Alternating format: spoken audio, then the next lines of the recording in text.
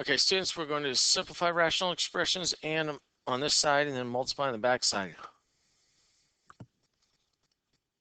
Okay, so simplifying rational expressions to state the excluded values. Excluded values refer to setting denominator equal to 0 in solving, because we cannot have 0 in the denominator. So anything that would make the denominator equal to 0, we cannot have. That would be the excluded values.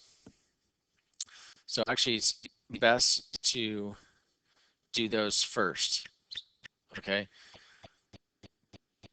So in number 1, we'll say excluded a can't equal 0, because if a is 0, I get 0 in the denominator. That's the only thing that'll give me 0.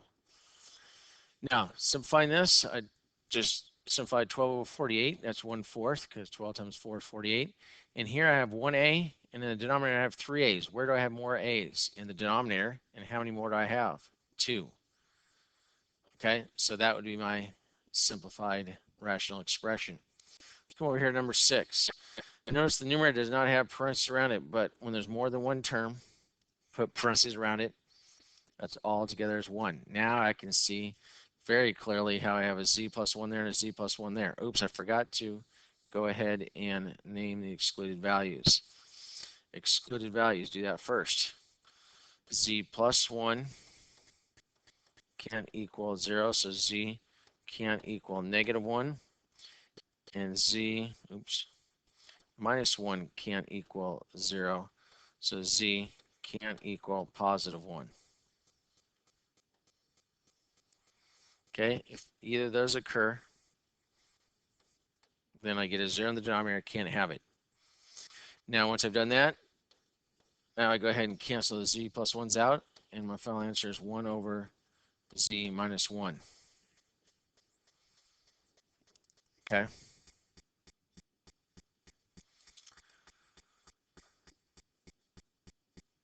Oh, let's see anything more difficult than that. Okay, so you're practicing your factoring down here.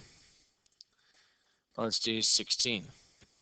These are both going to factor. The numerator, v and v, and then what multiplies to -4 and adds to +3. That'd be 4 minus 1, right? So plus 4 minus 1. Do the same idea with the denominator. V and v multiplies to -8 and adds to +2. Isn't that going to be 4 minus 2? +4 and a -2, that multiplies -8, and 4 minus 2 is +2. Now I go ahead and do my excluded values. V can't equal -4 when I set this first factor equals 0, or v can't equal 2, because then I get 0 for the second factor. Now once I've done that, now I go ahead and do my canceling, v plus 4, and there is my final simplified form right there. All right, so there is simplifying. Now we go to the back side, multiplying rational expressions. Again, just so you know, rational means it can be written as a fraction. All these are fractions. An expression, remember, is one or more terms with no equal sign. Notice none of these have equal signs. Finding each product, assume that the denominator has no denominator has a value of 0. So we don't have to worry about naming excluded values. We just go ahead and simplify. Okay, there's multiple ways of doing it. For some of you, it might be easiest to just multiply across first. So I have 2a squared b squared, because don't forget b to the first times b to the first is b squared. I add my exponents, all over b squared abc, if I put it in alphabetical order, ab squared c. Then I would go ahead and cancel out one of these a's with that a, both of these b's with both of those b's. And so my final answer would be 2a over c. Okay, let's go to, that's a simple one here. Let's go down to one of these where we need to factor. Let's look at 6.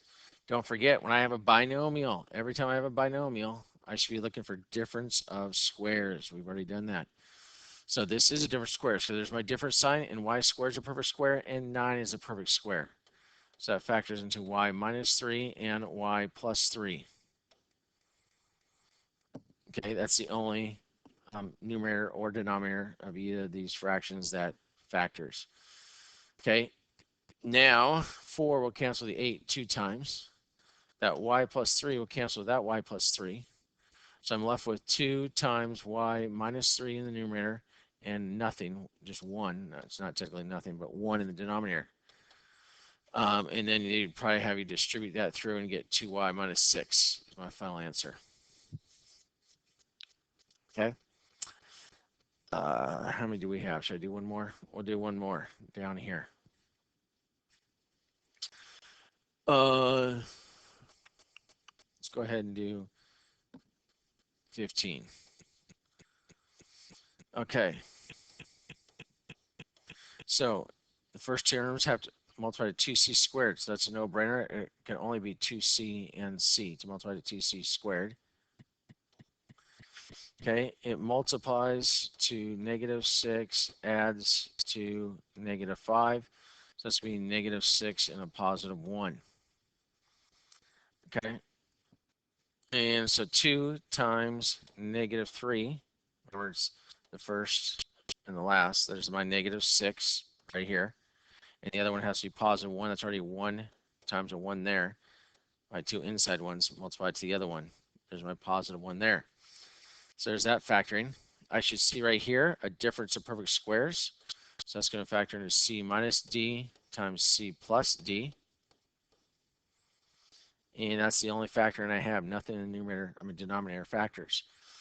Okay, so what can I cancel now? Cross cancel anyway, or cancel vertically or diagonally. Well, the c plus d cancel that c plus d. The 2c plus 1 cancel that 2c plus 1. So therefore my final answer is c minus 3 times c minus d. And they would just usually leave it like that. Okay, over 1, which then is itself. Okay, that is it. Almost 8 minutes.